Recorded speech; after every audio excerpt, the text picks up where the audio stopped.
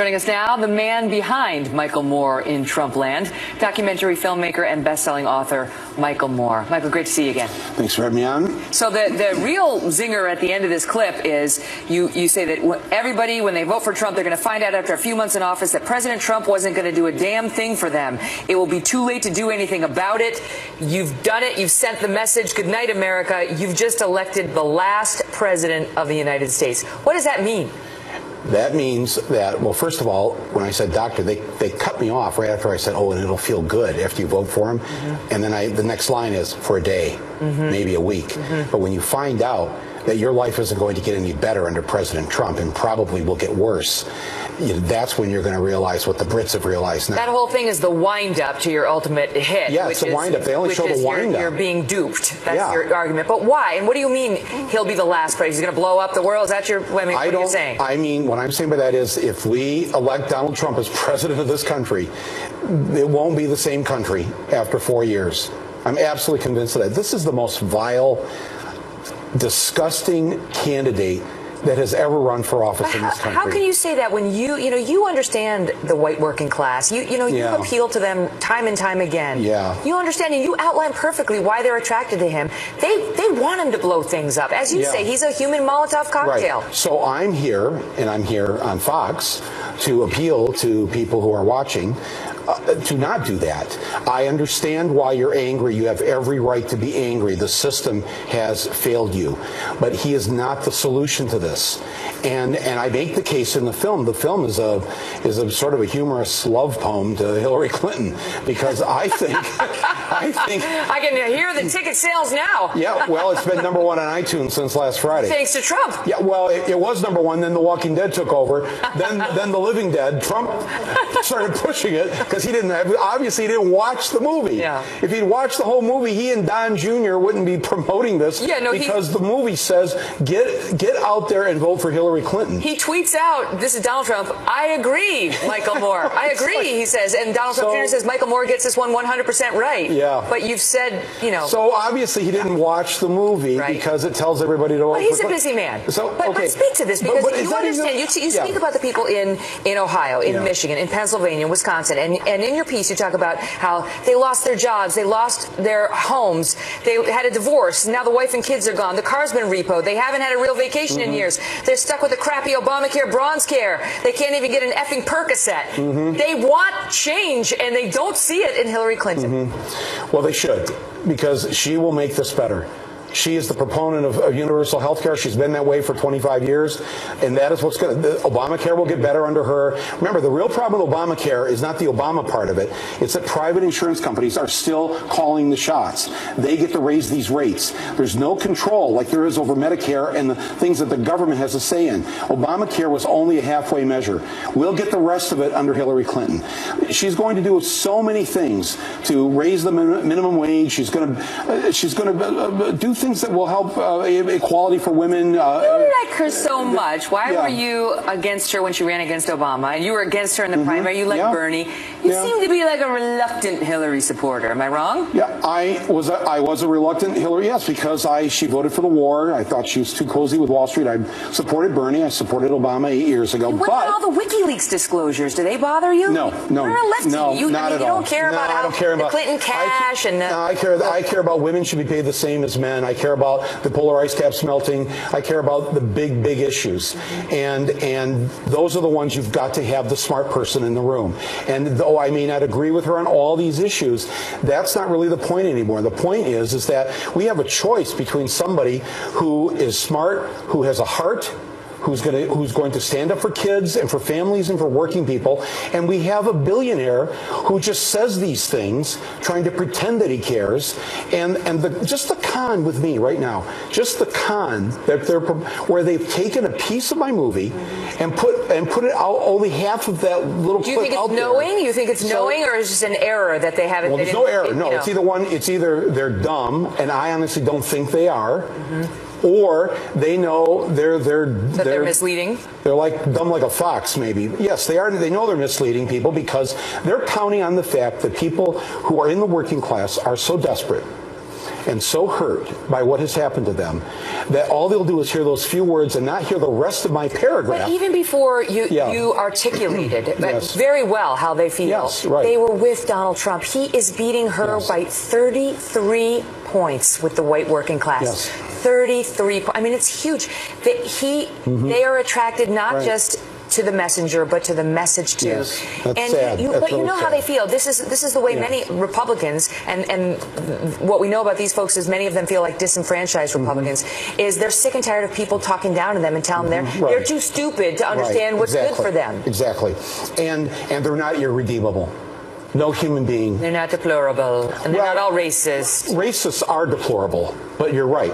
They're not irredeemable. No human is irredeemable. Michael Moore thinks he's smarter than me. He's basically telling me I'm too stupid to realize I shouldn't support Trump. No, well, I get it. I've been watching Trump, and they're saying I love him. I don't care what Michael Moore's trying to tell me. And what I'm saying is I understand you've been abused, and I'm here in Ohio to conduct an intervention to basically to say that sometimes abused people have a hard time making up their minds and making the right decision because of the abuse and the attack on the working class has been so intense over the last couple of decades that I understand why there's a lot of confusion here, and Trump is a huge ball of confusion in this, and it seems like he's going to be your human hand grenade that you're going to get to toss in there. When Trace pointed out there about the legal terrorists, it's that actually what I had said is that there is a legal way on November 8th to do what Trump says he's going to do, blow up the system. You can participate in that by going in there and handing the hand grenade to Donald Trump.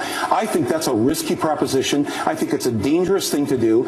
And I think that you're not going to be better off with this billionaire who's never spent a day in his life worrying about you, caring about you, doing anything for you. If they see it and they find out that it's not a pro-Trump film, they're smart enough to realize this is information. I'll take this point of view and I'll make up my own mind, as they will do. But he's lied to them, and I'll already have their $5, and I want to give it back to them. Well, go for it. I don't know how to do that. You give it to me, and I'll make sure it gets to them. Trust me. You have. Okay, I gotta go. Michael Moore, a pleasure as always. Thanks for having me on. Great to see you. Trump voters, we've got Hillary voters, we've got people who aren't sure who they're going to vote for, we've got people who aren't going to vote at all. How about third-party people? Anybody voting for a third-party candidate?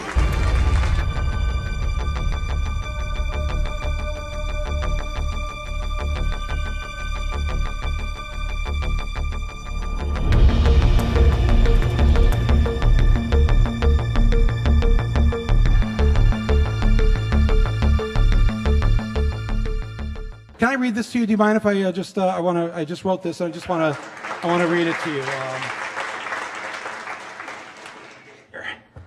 And because I know a lot of people in Michigan that are planning to vote for Trump, and they don't necessarily like him that much, and they don't necessarily agree with him. They're not racist and rednecks, they're actually pretty decent people. And so I wanted to sort of, after talking to a number of them, I wanted to write this. And Donald Trump came to the Detroit Economic Club and stood there in front of the Ford Motor executives and said, if you close these factories as you're planning to do in Detroit and build them in Mexico, I'm going to put a 35% tariff on those cars when you send them back, and nobody's going to buy them. It was an amazing thing to see. No politician, Republican or Democrat, had ever said anything like that to these executives. And it was music to the ears of people in Michigan and Ohio and Pennsylvania and Wisconsin, the Brexit states. You live here in Ohio, you know what I'm talking about. Whether Trump means it or not is kind of irrelevant, because he's saying the things to people who are hurting. And it's why every beaten down, nameless, forgotten working stiff who used to be part of what was called the middle class loves Trump. He is the human Molotov cocktail that they've been waiting for. The human hand grenade that they can legally throw into the system that stole their lives from them. And on November 8th, Election Day, although they lost their jobs, although they've been foreclosed on by the bank, next came the divorce, and Now the wife and kids are gone. The car's been repoed. They haven't had a real vacation in years. They're stuck with the shitty Obamacare bronze plan where you can't even get a fucking Percocet. They've essentially lost everything they had, except one thing. The one thing that doesn't cost them a cent and is guaranteed to them by the American Constitution, the right to vote. They might be penniless, they might be homeless, they might be fucked over and fucked up. It doesn't matter, because it's equalized on that day. A millionaire has the same number of votes as the person without a job. One. And there's more of the former middle class than there are in the millionaire class.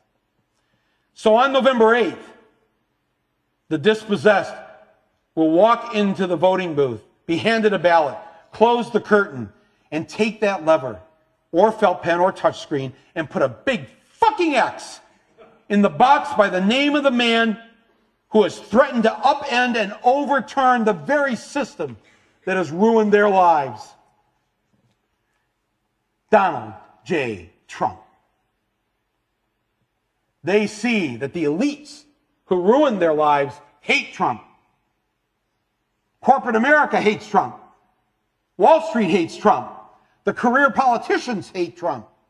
The media hates Trump after they loved him and created him, and now hate him. Thank you, media. The enemy of my enemy is who I'm voting for on November 8th. Yes, on November 8th, you, Joe Blow, Steve Blow, Bob Blow, Billy Bob Blow, all the blows get to go and blow up the whole goddamn system because it's your right. Trump's election is going to be the biggest fuck you ever recorded in human history. And it will feel good. For a day. Yeah, maybe a week. Possibly a month. And then, like the Brits, who wanted to send a message, so they voted to leave Europe, only to find out that if you vote to leave Europe, you actually have to leave Europe. And now they regret it. All the Ohioans, Pennsylvanians, Michiganders, and Wisconsinites of Middle England, right?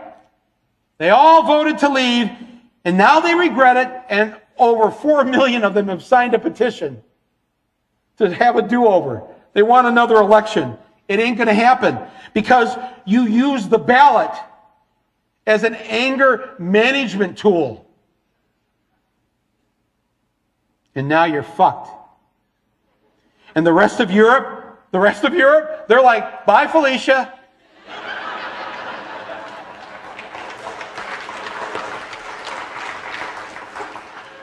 So when the rightfully angry people of Ohio and Michigan and Pennsylvania and Wisconsin find out after a few months in office that President Trump wasn't going to do a damn thing for them, it'll be too late to do anything about it. But I get it. You wanted to send a message.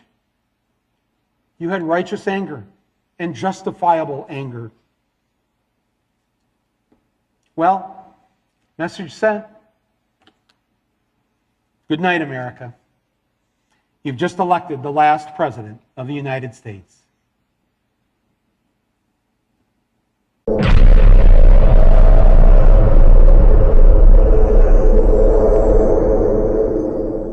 I'm Hillary Clinton, and I approve this message.